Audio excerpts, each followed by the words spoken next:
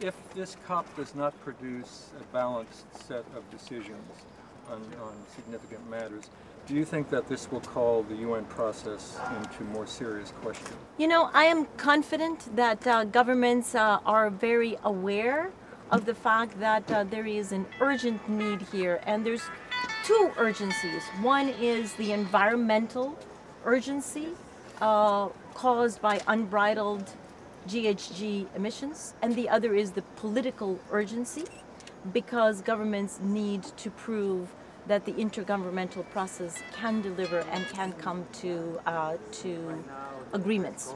So I'm confident that governments realize this and that they will rise to the challenge here in Cancun. You have been very optimistic over the last week or so about reaching some agreement or some common ground here.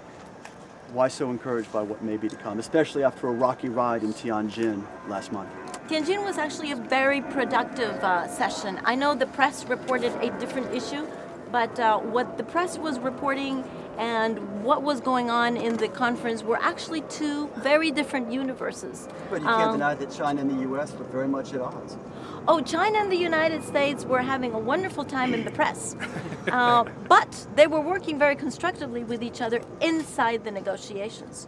So I'm actually still very confident that that everyone here in Cancun is first arriving with an increased sense of urgency, with an increased sense of commitment, that they know that they can do it, that they know that they need to compromise. And I'm not saying that it's a done deal, it's still going to be a heavy lift, but countries know that they can do it. They know that they can compromise, and they need to bring the flexibility with them so that they can come to an agreement at the end of 2 weeks. Does the planet still have time? Does the planet still have time? You know, the planet and Mother Nature are the most generous that there is, and I'm actually every day thankful that they are still waiting for us, but we should not make them wait any longer. The urgency is mounting every single day, and I think most of us know that. What outcome do you expect of the conference?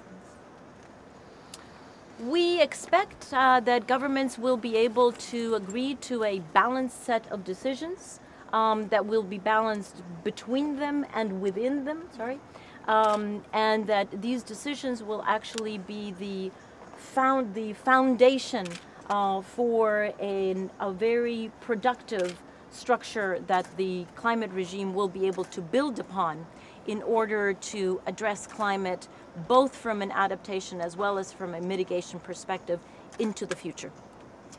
A lot of head of states are not even planning to come here. What do you say to them? This was not meant as a summit for presidents, not at all. The Mexican presidency has been very clear about that from the very beginning. This was meant as a working, roll up your sleeves kind of meeting. Some presidents are coming because they would want to, because they want to come here and express their support, certainly to the Mexican presidency, the Mexican government, but also to this process. And the Mexican presidency has been very open and welcoming any presidents who would like to come, but this is not being organized as a presidential summit.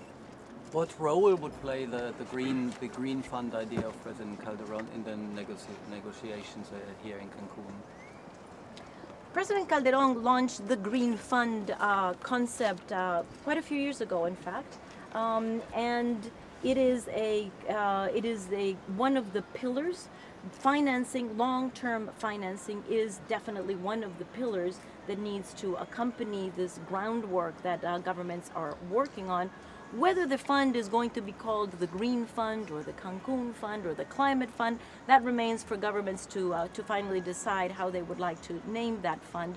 But it is unequivocal that long-term financing is going to have to be a part of these agreements here these 2 weeks.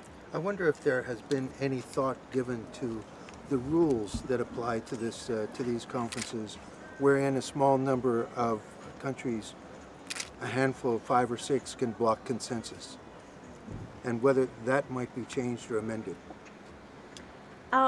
That's not part of the rules. That happens sometimes, but that's not part of the rules. The rules are that that governments reach decisions by consensus, And we expect that governments, if you look back in the history of the convention itself was adopted by consensus, the Kyoto Protocol was adopted by consensus, the Marrakesh Accords were adopted by consensus. So it is entirely possible that governments take important steps forward in consensus with each other. Bob Watson, the former head of the IPCC, described 2 degrees as a wishful dream the other day. Do you disagree? Well,